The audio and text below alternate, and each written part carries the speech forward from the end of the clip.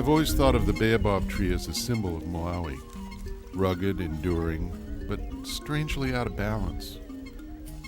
Legend has it that God got mad at the baobab, tore it from the earth, and flung it back, upside down, leaving its roots exposed. In a way, the same seems to have happened to Malawi with the coming of AIDS. In Malawi today, the youngest and the brightest are being torn away.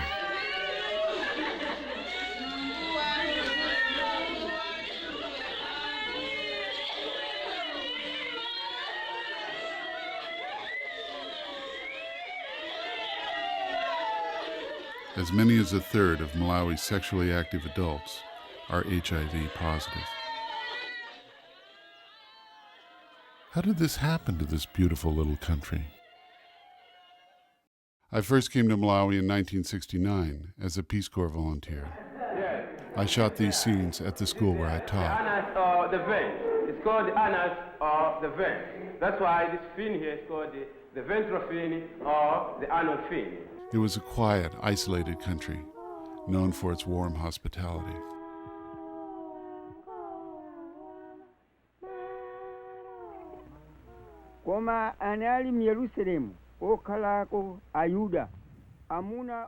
A strong streak of Victorian propriety dominated the country. Many things could not be talked about. Part of the silence was due to Malawi's leader, Kamuzu Banda. He ruled with an iron fist. From the mid-60s and into the 90s, Kamuzu's word was law. He was harsh and repressive, sent many thousands to prison without trial. I never much thought about the effect he had on free speech or on the discussion of sexually transmitted diseases.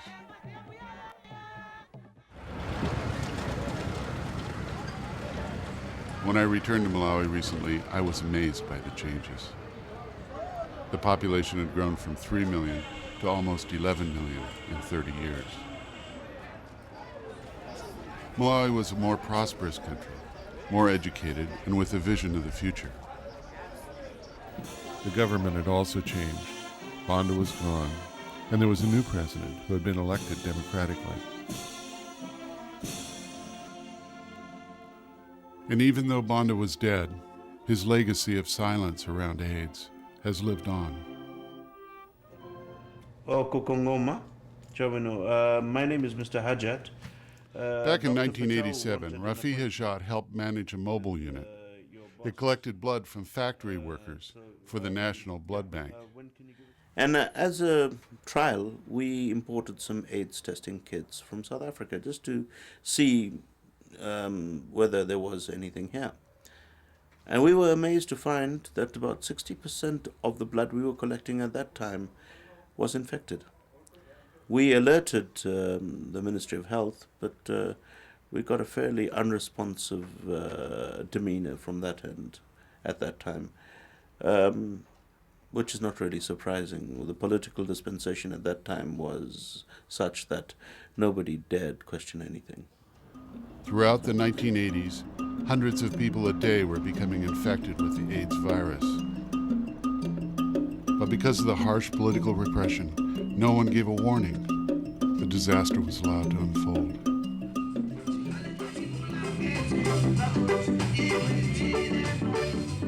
Malawi's youth was better educated and more affluent than ever before. They spent their free time like young people anywhere. But in the early 90s, there was still no warning. A whole generation was becoming infected, and no one knew.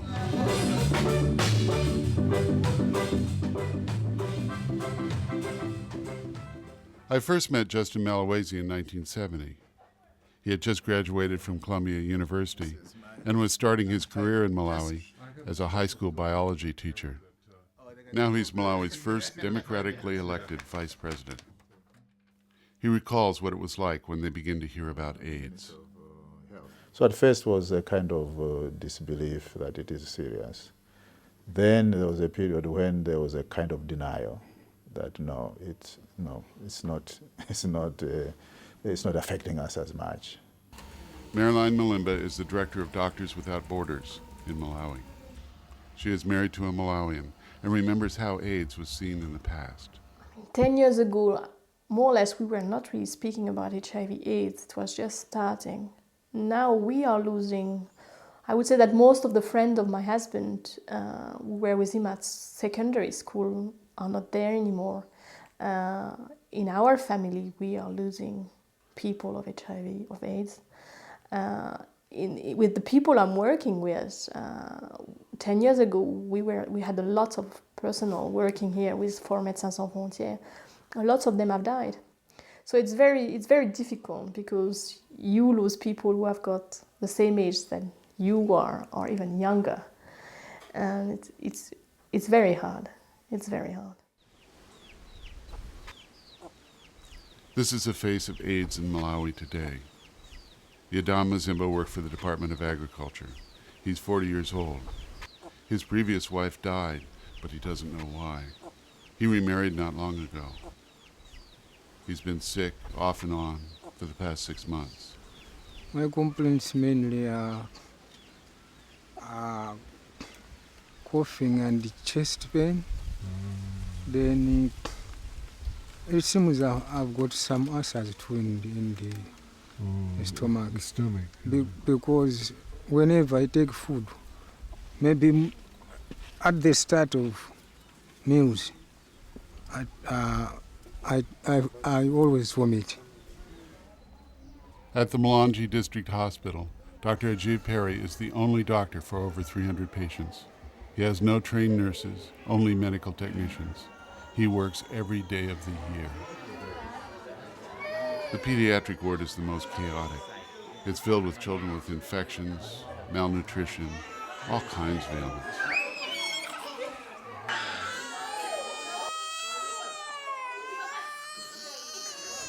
It's another part of the hospital that reveals the devastation of AIDS.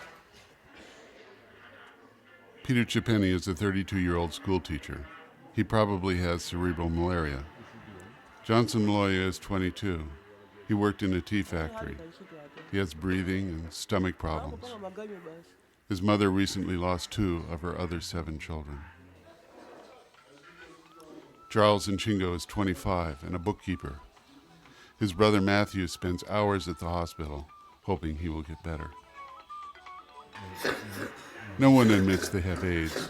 It's cerebral malaria, tuberculosis, stomach problems, meningitis, never AIDS.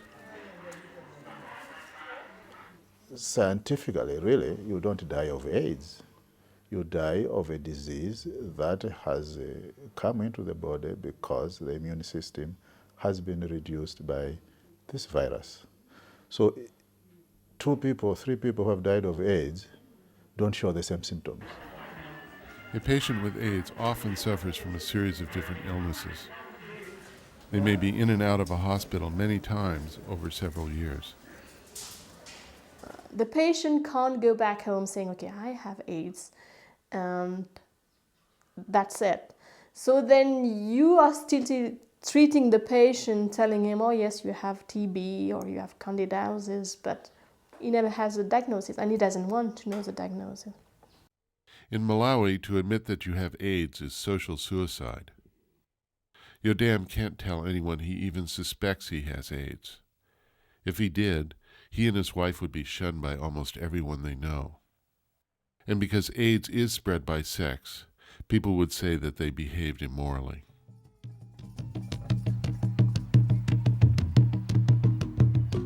Despite an extensive media campaign, the great majority of Malawians still engage in risky behavior. They are aware that HIV/AIDS attacks the immune system and there's no cure for it, but for that to translate into actual change of behavior is not always as quick as one would want it to be. And you have the denial of people who are still healthy, but they don't want to know their status because they feel, once I know, that's it, I'm going to be depressed because there is nothing that they can offer me. So I would say that the denial is like coping mechanisms. It's like, I prefer not to know because anyway, if I know or if I don't know, more or less it's the same for me, I will die. The CCAP Church is the largest Protestant denomination in Malawi. But its views on condoms are discouraging to those that fight AIDS. Daniel Gunya is the General Secretary of the CCAP Church in the southern region. So as a church, we are saying we cannot promote the use of condoms except within marriage circles. Our members must abstain and be faithful to their partners. And those who are not yet married, they should not practice premarital sex. Gunya is familiar with the devastation of AIDS. He has lost 2 sisters and other relatives. According to Gunya, condoms are not totally disallowed. But we do acknowledge as a church, condom has a role to play, but within marriage circles. But outside marriage, a condom is perceived as promiscuity. So the Protestant Church's stand on condoms is simple. The battle against promiscuity takes preference over the battle against AIDS.